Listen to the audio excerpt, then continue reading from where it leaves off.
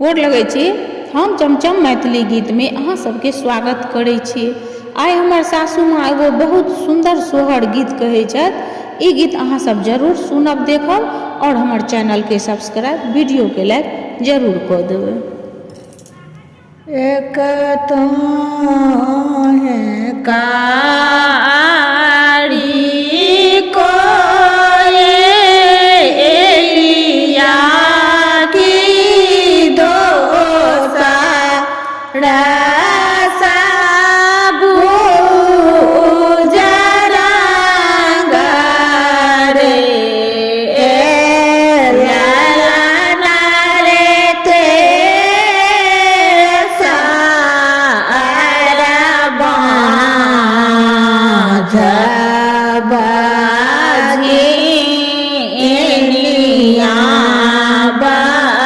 बाजिनिया घर से चाली जाऊ रे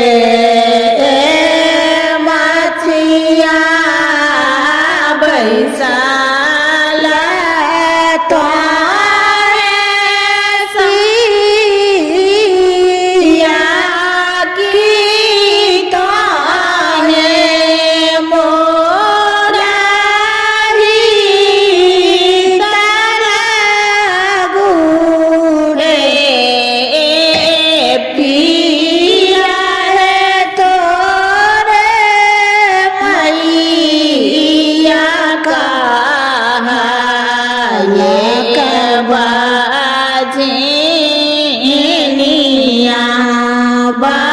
बाजिनिया घर से चाली जाऊ रे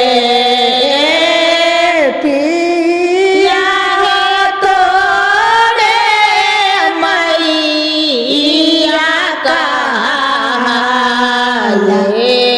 बाजिनिया बाजिनिया